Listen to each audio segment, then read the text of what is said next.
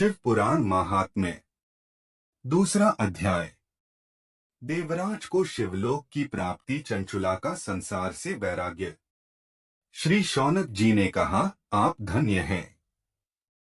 सूत जी, आप परमार्थ तत्व के ज्ञाता हैं।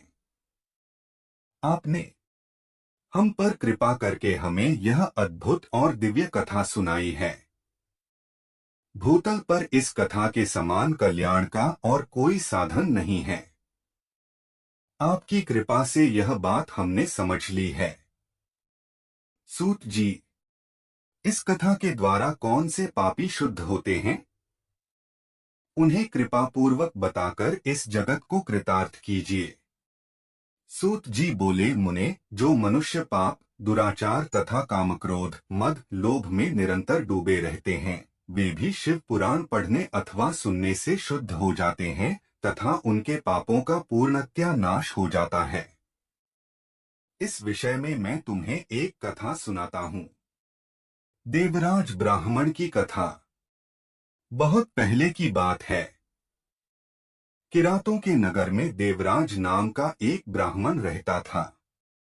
वह ज्ञान में दुर्बल, गरीब, रस बेचने वाला तथा वैदिक धर्म से विमुख था। वह स्नान संध्या नहीं करता था तथा उसमें वैश्यवृत्ति बढ़ती ही जा रही थी। वह भक्तों को ठगता था।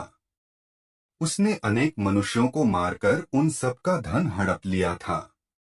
उस पापी ने थोड़ा सा भी धन धर्म के काम में नहीं लगाया था। वह वेश्यागामी तथा आचार भ्रष्ट था। एक दिन वह घूमता हुआ दैवयोग से प्रतिष्ठानपुर, जूसी प्रयाग जा पहुंचा। वहां उसने एक शिवालय देखा जहां बहुत से साधु महात्मा एकत्र हुए थे। देवराज वहीं ठहर गया। वहां रात में उसे ज्वर आ गया और उसे बड़ी पीड़ा होने लगी। वहीं पर एक ब्राह्मण देवता शिव पुराण की कथा सुना रहे थे। ज्वर में पड़ा देवराज भी ब्राह्मण के मुख से शिव कथा को निरंतर सुनता रहता था। एक मास बाद देवराज ज्वर से पीड़ित अवस्था में चल बसा। यमराज के दूत उसे बांधकर यमपुरी ले गए। तभी वहां शिवलोक से भगवान शिव के पार्षद गण आ गए। वे कर्पूर के समान उज्ज्वल थे। उनके हाथ में त्रिशूल, संपूर्ण शरीर पर भस्म और गले में रुद्राक्ष की माला उनके शरीर की शोभा बढ़ा रही थी। उन्होंने यमराज के दूतों को मारपीट कर देवराज को यमदूतों के चंगुल से छुड़ा लिया और वे उसे अपने अद्भुत विमान में बिठाकर जब कैलाश पर्वत पर ले जाने लगे तो यमपुरी में कोलाहल मच गया, जिसे सुनकर यमराज अपने भवन से बाहर आए। साक्षात रुद्रों के समान प्रतीत होने वाले इन दूतों का धर्मराज ने विधिपूर्वक पूजन कर ज्ञान दृष्टि से सारा मामला जान लिया। उन्होंने भय के कारण भगवान शिव के दूतों से कोई बात नहीं पूछी।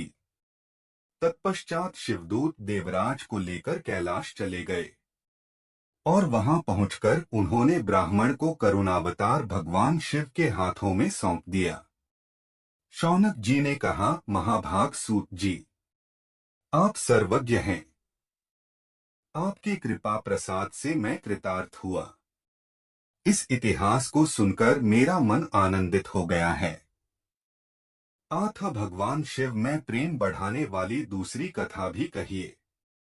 अगर वीडियो पसंद आ गई हो तो वीडियो को लाइक करके चैनल को सब्सक्राइब कर दीजिएगा। धन्यवाद।